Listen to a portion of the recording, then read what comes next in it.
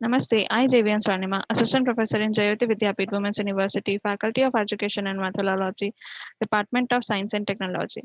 In this session, we will discuss about the winding. What is winding? What is the object of winding? Let's start. On horizontal curves, especially when they are not of very large radius, it is common practice to widen the pavement slightly more than the normal width. The object of providing extra winding of pavement on horizontal curves are due to following reason. The first one is an automobile such as car, bus or truck has a rigid wheel basis and only the front wheels can be turned. When the vehicle takes a turn to negotiate a horizontal curve, the rear wheels do not follow the same path as that of front wheels. This phenomena is called as off tracking. The off tracking depends on length of wheel, base of vehicle, and the turning angle और radius of horizontal curve so basically हम क्या बात कर रहे हैं हम बात कर रहे हैं वाइंडिंग के बारे में वाइडनिंग क्या होती है वाइडनिंग से ही नाम समझ में आ रहा है नाम से ही कि वाइडनिंग मेरे पास क्या है कि मैंने क्या किया मेरी जो हॉरिजॉन्टल कर्व्स थे जहां जहां मेरी रोड पे क्या थे हॉरिजॉन्टल कर्व्स थे मैंने वहां वहां क्या किया अपना एक्स्ट्रा वाइडनिंग दिया वहां पे उस कर्व्स में एक्स्ट्रा पाथ ऐड कर दिया क्यों किया ताकि जो भी ऑटोमोबाइल वहां से टर्न कर रहा है उस कर्व से मुड़ रहा है उस कर्व से पास हो रहा है वो इजीली वहां से पास हो सके क्योंकि बहुत बार क्या होता है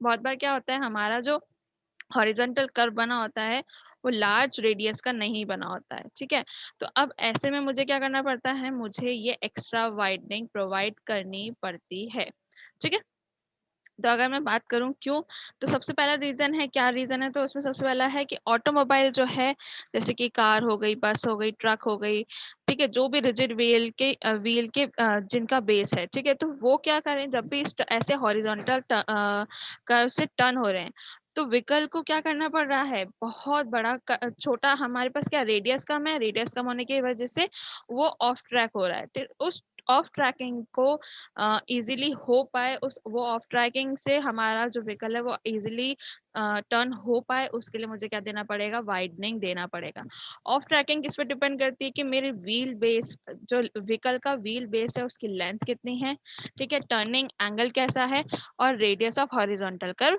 कैसी है ठीक है for example this is my extra winding ठीक है वाइडनिंग ये मेरा है इसमें क्या है मेरे पास डिस्टेंस मैंने एक्स्ट्रा बढ़ा दी है ठीक है Second है at more than design speed if super elevation and lateral friction jointly cannot counteract the centrifugal force, full outward slipping of rear wheels may occur and thus more width is road is covered. This condition occurs at very high speeds. ठीक है For suppose अगर मेरी कोई एक ऐसी road है ठीक है ऐसा हॉरिजॉन्टल कर्व है जहाँ पे सुपर एलिवेशन और लेटरल फ्रिक्शन दोनों के दोनों क्या हैं दोनों के दोनों को सेंट्रीफ्यूगल फोर्स क्या नहीं कर सकता काउंटरएक्ट नहीं कर पाता तो मेरा जो रियर व्हील्स हैं उसमें क्या होगा आउटवर्ड में स्लिपिंग होगी उस स्लिपिंग की वजह से क्या होगा मेरी बहुत बड़ा रेडियस या बहुत बड़ा विड्थ मेरा कवर होगा तो ये कंडीशन के लिए भी मुझे क्या चाहिए मैंने कहा ना बहुत बड़ा विड्थ कवर होगा तो वो विड्थ तो एटलीस्ट हो तभी तो मेरा वो विड्थ कवर हो पाएगी अदरवाइज क्या होगा मेरी जो व्हीकल है वो कोलैप्स हो जाएगी गिर जाएगी जहां पर भी दूसरी तरफ को या फिर जो भी एक्सीडेंट हो सकता है ठीक है तो इस कंडीशन ये कंडीशन कब आती है जबकि मेरी जो व्हीकल है वो बहुत ज्यादा स्पीड पे हो तब ये बात आती है ठीक है नेक्स्ट है कि जो भी अगर मैं कर्व के स्टार्टिंग पॉइंट की बात करूं तो ड्राइवर्स को क्या करना पड़ता है आउटर एज को फॉलो करना पड़ता है पेमेंट के लिए क्यों ताकि मेरे को विजिबिलिटी अच्छे से हो सके मानो कि अगर मैं क्या कर रही हूँ इनर एज को फॉलो कर रही हूँ तो मुझे नहीं दिख पाएगा कि मेरे उस कर्व के टर्न पॉइंट के उस तरफ कौन सा व्हीकल है कोई व्हीकल है नहीं है कोई ऑब्जेक्ट है नहीं है तो वो विजिबिलिटी मेरी क्या हो जाएगी जीरो उस विजिबिलिटी को को मुझे रखने के लिए मुझे क्या करना पड़ेगा, मुझे आउटर एज पे जाके क्या करना पड़ेगा, टर्न करना पड़ेगा। ठीक है, तो अब जब मैं आउटर एज के पेमेंट के आउटर एज पे कर रही हूँ तो जो मेरी रेडियस है कर्व पार्ट की वो भी क्या हो जाएगी, लार्ज हो जाएगी। इसीलिए यहाँ पर भी क्या चाहिए, जरूरत है, एक्स्ट्रा विड्थ ऑफ रोड की जरूरत। ठीक है, नेक्स्ट ट्रेलर यूनिट जो होती हैं वो भी क्या करती हैं, लार्ज एक्स्ट्रा विड्थ कर्व की रिक्वायर होती है वहां पे भी टर्न होने के लिए। Analysis of extra winding on horizontal curve कैसे करेंगे, दो पार्ट्स हैं, दो तरीके से हम कर सकते हैं, पहला मैकेनिकल वाइंडिंग, दूसरा फिजियोलॉजिकल वाइंडिंग। ठीक है, दो पार्ट्स में इनको डिवाइड किया।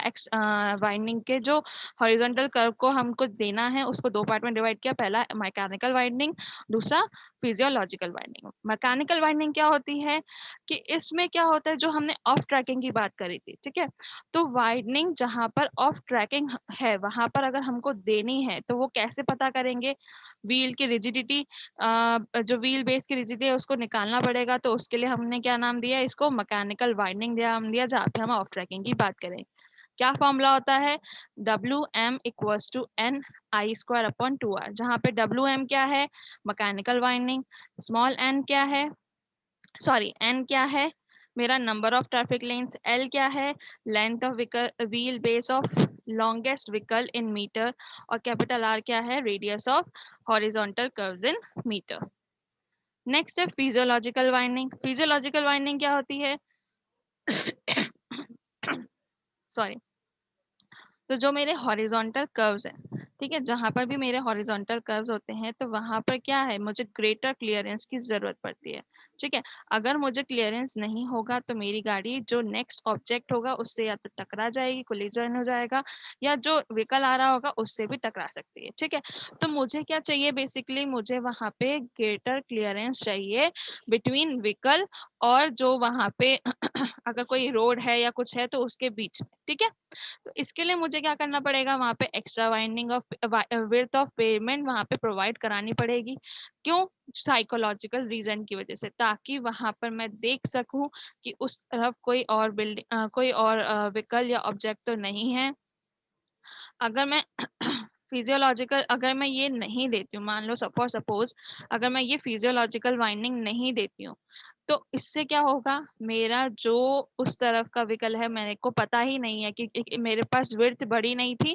ठीक है, और मैंने इनर एज से चालू किया, आउटर एज पे भी अगर मैं चली गई तो भी मेरा क्या हुआ, मुझे उस तरफ का विड्थ, मेरा विड्थ बढ़ा हुआ नहीं था, तो मुझे नेक्स्ट मेरे क्या ऑब्जेक्ट है या क्या व्हीकल है वो मुझे विजिबल नहीं है, तो मेरा क्या होगा, एक्सीडेंट हो जाएगा। तो उसके लिए मुझे क्या करना है, ये एक्सीडेंट ना हो उसके लिए मुझे क्या करना पड़ेगा, मुझे ये फिजियोलॉजिकल वाइंडिंग वहाँ पे प्रोवाइड करानी पड़ेगी। ठीक है, ये कहाँ पे इंपॉर्टेंट होती है, किस पेमेंट में इंपॉर्टेंट होती है, जहाँ पे कि एक से ज्यादा लेन मौजूद होते हैं। पेमेंट में क्या हो, एक से ज्यादा लेन्स होती हैं। ठीक है, आईआरसी ने क्या किया, जो भी मेरी फिजियोलॉजिकल वाइंडिंग थी उसको कैसे डिफाइन करने के लिए क्या किया, उसने क्या फॉर्मूला दिया, WPS, जिसको हमने कहा कि physiological widening, WPS equals to capital V upon 9.5 under root R।